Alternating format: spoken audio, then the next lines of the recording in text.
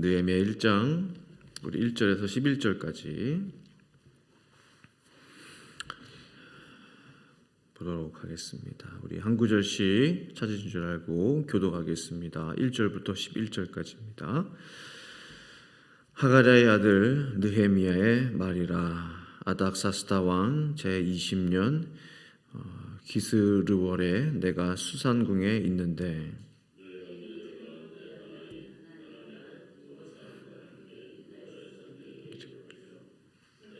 사로잡힘을 면하고 남아있는 유다와 예루살렘 사람들의 형편을 물은즉 그들이 내게 이르되 사로잡힘을 면하고 남아있는 자들이 그 지방 거기에서 큰 환난을 당하고 능력을 받으며 예루살렘 성은 허물어지고 성문들은 불탔다 하는지라.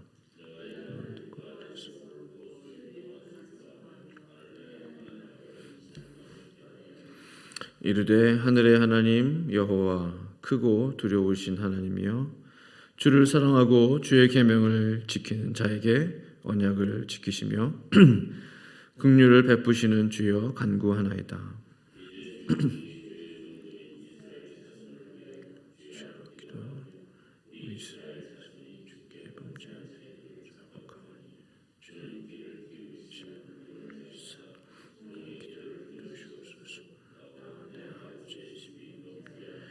주를 향하여 크게 악을 행하여 주께서 주의 종 모세에게 명령하신 계명과 율례와 규례를 지키지 아니하였나이다.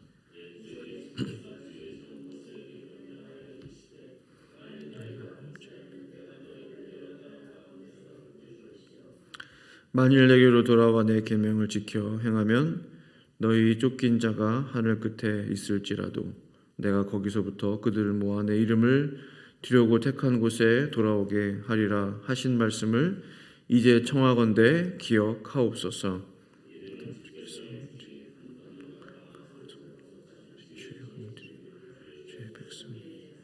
같이 있습니다. 주여 구하오니 귀를 기울이사 종의 기도와 주의 이름을 경외하기를 기뻐하는 종들의 기도를 들으시고 오늘 종이 형통하여 이 사람들 앞에서 은혜를 입게 하옵소서 하였나니 그때 내가 왕의 술 관원이 되었느니라. 아멘.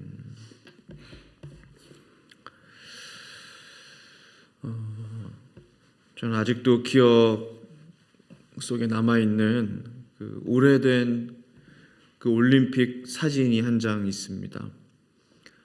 1936년 베를린 올림픽 마라톤에서 우승한 우리 손기정 선수의 그 시상식 사진입니다. 아마 한두 번쯤 TV를 통해서 보셨는 줄 압니다.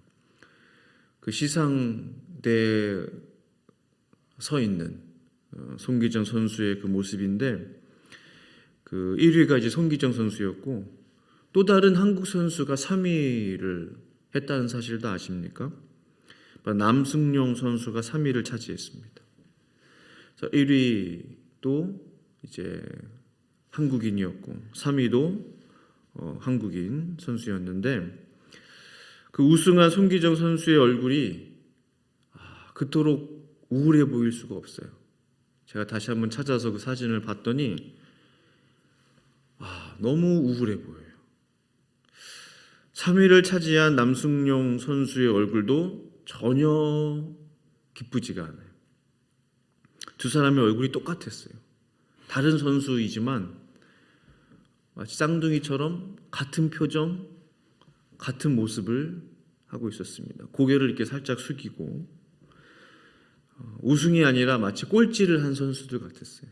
참패를 해서 국민들 앞에 정말 그 얼굴 볼 면목이 없는 거죠. 그래서 고개를 푹 숙이고 있는 그런 모습이었습니다. 그들이 왜 슬펐을까? 그들의 가슴에는 태극기가 아니라 큼지막한 일장기가 달려 있었기 때문이지 않았겠습니까? 베를린 스타디움에서 애국가가 울려야 되는데 기미가요가 울렸기 때문이지 않을까요? 축하의 의미로 꽃다발을 이렇게 받는데 그것으로 자기 가슴에 있는 그 일장기를 가리고 서 있는 그 모습, 그 어린 손 선수의 모습을 보니까 참 마음이 아파와요. 나라 잃은 두 한국 선수들의 그 마음이 느껴졌습니다. 과거에 김구 선생도 그런 말을 남겼죠. 나는 우리나라가 세계에서 가장 아름다운 나라가 되기를 원한다 하면서 오직 한없이 가지고 싶은 것은 높은 문화의 힘이다. 나라가 이제 힘이 있어야 된다는 거죠. 문화의 힘은 우리 자신을 행복하게 하고 나아가 남에게 행복을 주기 때문이다. 그렇습니다. 정의롭고 건강한 나라가 힘을 갖게 되는 것은 참 중요한 일인 것 같아요. 정의롭지 못한 나라가 힘을 갖게 될 때 어떤 일이 벌어지나요? 전쟁을 일으키죠. 세계 제1차, 2차 세계대전이 그와 같지 않았습니까? 지금 일어나고 있는 전쟁들도 마찬가지죠. 정의로운 힘을 가진 나라가 그 나라를 행복하게 하고 다른 나라도 행복하게 만들어주는 것이죠. 개인도 마찬가지입니다. 하나님의 백성들이 힘이 필요합니다. 실력이 있어야 됩니다. 능력이 있어야 됩니다. 왜냐하면 하나님의 백성들이 힘을 갖게 될 때 그 힘을 가지고 선한 일에 쓸 수 있기 때문에 그렇습니다. 지금 한국의 국방연구소에서 한국의 그 미사일 연구를 하고 있는 이제 어느 박사님이 계시는데 그분이 원래는 미국 시민권자였어요. 나사를 비롯해서 얼마나 많은 회사들에서 러브콜을 주었는지 모릅니다. 그러나 다 마다하고 한국 국방연구소에 와서 이제 나라를 위해서 일하고 있는데 어린 시절 그런 장면을 봤대요. 부모님을 따라 잠시 유럽에 살았을 때 자기 친구들이 괴롭힘을 당하더래요. 근데 그 나라 애들이 국적을 보니까 힘이 없는 나라의 국적을 갖고 있는 아이들이 이제 괴롭힘을 당하더라. 그러니까 어머니가 자기에게 그런 말을 했대요. 아들아, 나라가 힘이 없으면 저렇게 괴롭힘을 당한단다. 너는 나중에 커서 나라의 힘을 키워주는 그런 일을 하거라. 그 말씀을 마음 가운데 품고 결국 그 소원을 이루게 되었죠. 꿈을 이루게 되었습니다. 그렇습니다. 개인도 또 한 단체도 국가도 힘을 가지고 있는 것은 참으로 중요한데요. 마귀의 자녀들이 힘을 갖게 되면은 어떤 일이 벌어지겠습니까? 세상은 더욱 악해질 것입니다. 죄의 구렁텅이에 빠지게 될 것입니다. 수많은 사람들이 목숨을 잃거나 고통당하게 될 것입니다. 교회를 생각해 볼 때 교회는 반드시 말씀의 힘, 기도의 힘, 성령의 힘이 존재해야만 하는 곳이 교회인 것이죠. 주님의 교회가 힘을 갖는다는 것은 참으로 중요한 것입니다. 교회는 힘이 있어야 합니다. 성도들은 힘이 있어야 합니다. 교회가 교회로서의 힘을 잃어버리게 된다면 교회의 존재 목적이 불분명해지는 것이죠. 사람들을 구원해낼 수 있는 힘이 필요하죠. 기도할 때 기도의 능력이 나타나야 되는 거죠. 기도의 힘이 나타나야 되는 거죠. 찬양 부를 때, 찬송할 때 찬양의 힘이 나타나야 되는 것이죠. 교회가 힘을 잃어버린다면 세상 속에서 어떠한 단체로 전락하게 될까? 그냥 침묵을 위한 모임이 되지 않겠습니까? 세상과 다를 것이 무엇이겠습니까? 우리 안에 하나님의 영 성령님이 계시다면 성령님은 하나님의 능력이시잖아요. 아무런 힘이 나타나지 않는다는 것이 이상한 일이 될 것입니다. 아무런 능력이 없다는 것, 그리스도인의 힘이 없다는 것은 참으로 이해가 되지 않는 일이 될 것입니다. 저는 간절히 기도합니다. 하나님의 교회가 하나님의 교회로서의 힘을 갖게 하소서. 이 힘이라는 것은 무력의 힘을 말하는 게 아니죠. 은혜를 말하는 것이죠. 어떤 하나님의 임재하심을 통해서 그리스도인들만 가지고 있는 어떤 그 하나님의 능력, 힘, 또 하나님의 은혜를 말하는 것이죠. 오늘 본문의 느헤미야는요, 비록 세상 속에 있었지만, 비록 나라를 이뤘지만 자신의 힘을 키워왔습니다. 한번 상상해 보세요. 느헤미야는 그는 사실은 본래 유다 출신이지만 지금 다른 나라에 속해 있는 그런 장관직에 있지 않습니까? 페르시아 아닥사스다 왕의 술 맡은 장관입니다. 얼마나 그가 그 자리에 오르기까지 힘들었을까? 얼마나 많은 노력을 했겠습니까? 주변에 믿음의 사람들이 많이 있었겠어요? 거저 얻은 자리겠습니까? 그렇지 않죠. 왕의 100% 신임을 얻어야만 오를 수 있는 자리가 술장관입니다. 다른 신하들과의 관계도 잘해야 오를 수 있는 자리가 술장관입니다. 왜냐하면 왕의 생명과 직결되기 때문에 그 음식이잖아요. 왕의 생명과 직결되는 것이. 왕들은 당시 적의 독살로부터 스스로 보호하기 위해서 가장 믿을 수 있는 신하를 자신의 술장관으로 임명하게 되어 있었습니다. 같은 민족이라도 신뢰가 없으면 세울 수 없는 거죠. 느헤미야의 출신이 어딘지 잘 알죠. 아닥사스다 왕은 우리 백성이 아니죠. 외국인이죠.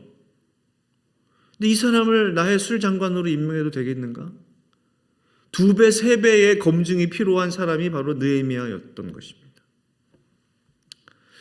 하루 이틀 신뢰를 쌓아야 하는 게 아니에요. 적어도 수년, 때로는 수십 년의 검증을 통해서 인정된 자만이 왕에게 음료를 따라드리는 자리에 오를 수 있는 것이죠. 바로 왕의 옆자리에 앉을 수 있는 자리가 바로 술장관인 것입니다. 아닥사스다 왕에 대한 일반 문헌들을 보면요, 그는 매우 성격이 난폭했다고 그래요. 그리고 감정적이었다고 그래요. 권위적인 그런 모습이 굉장히 많았다고 합니다. 전혀 선한 왕이 아니에요. 아닥사스다 왕은 섬기기 힘듭니다. 모시기 힘들어요. 까다로워요. 까칠해요.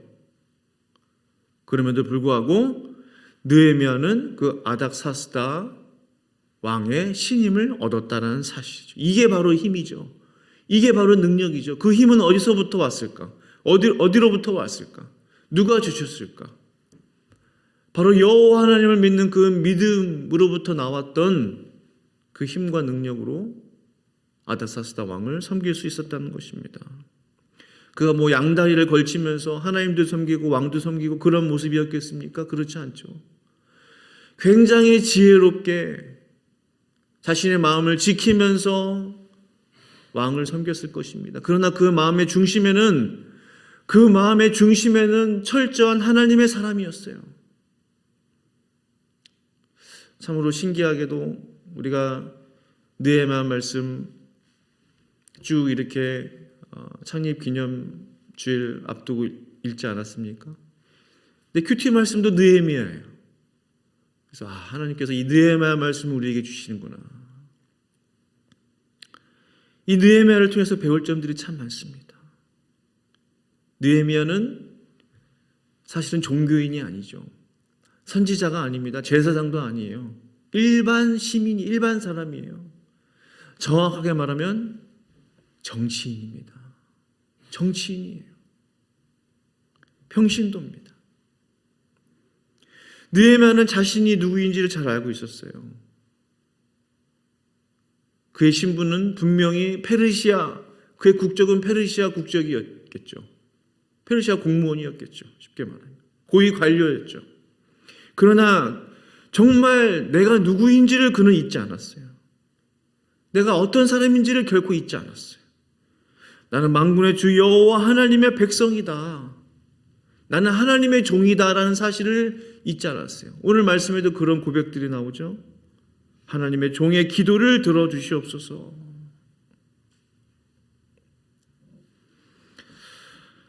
바로 그것이 하나님께서 느헤미야를 사용하신 결정적인 이유가 된 것이라고 저는 믿습니다.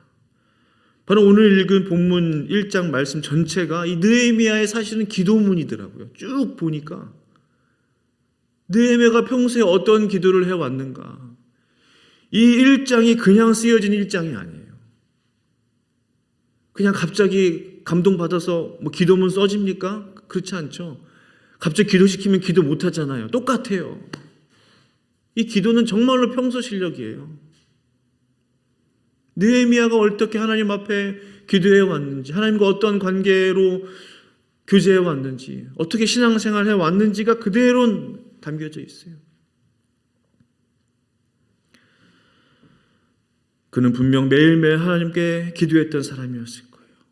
또한 순간순간 하나님 앞에 지혜를 구했던 사람이었어요.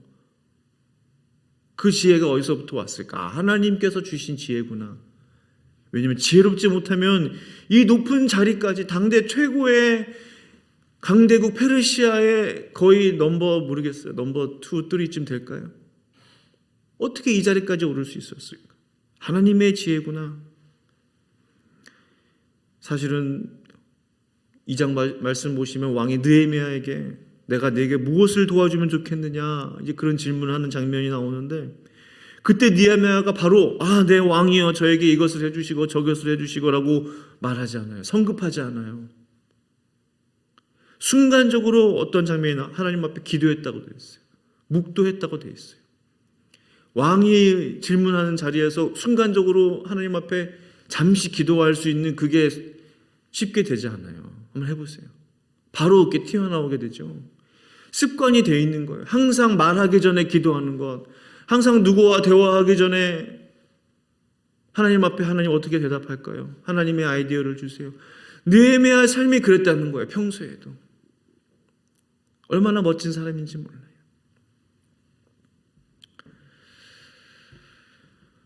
지금 시대는 그런 생각을 해봅니다. 느헤미야와 같은 사람이 정말로 필요한 시대이구나.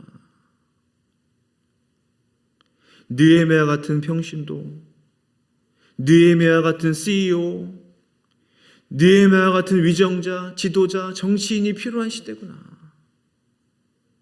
세상 속에 살고 있지만 세상에 물들지 않는 사람, 세상 사람들과 어울리지만 그들의 삶에 물들지는 않지만 그들을 섬기는 사람, 그들과 함께 어울릴 수 있는 사람, 하나님의 영광을 가리지 않고 하나님 앞에 항상 내가 누구인지를 기억하고 있는 그 사람, 결국 하나님의 백성으로, 하나님의 자녀로서 선한 영향력을 미치는 사람, 그 한 사람, 그 단 한 사람, 하나님은 그 단 한 사람, 능력 있는 느헤미야를 통해서 이스라엘 역사에 놀라운 역사를 이루고 계시는 것입니다. 그 하나님의 능력을 품은 그 한 사람을 위해서, 바로 그 한 사람이 되기 위해서 우리는 기도할 필요가 있는 것이죠. 하나님, 내가 그러한 한 사람이 되게 해주십시오. 우리가 그러한 한 사람이 되기를 원합니다. 우리 교회가 그러한 한 교회가 되기를 원합니다. 그런 마음으로 주님 앞에 느헤미야 영성을 우리에게 부어달라고 기도하기 시작할 때, 느헤미야처럼 우리를 사용하여 달라고 기도하기 시작할 때 하나님께서 우리를 통해서 놀라운 일들을 이루실 것을 믿습니다. 그러한 세상 속에서 세상에 물들지 않지만 하나님 앞에서 거룩함을 지킬 수 있는 그 한 사람, 우리 모두가 될 수 있기를 간절히 축원합니다. 기도하시겠습니다.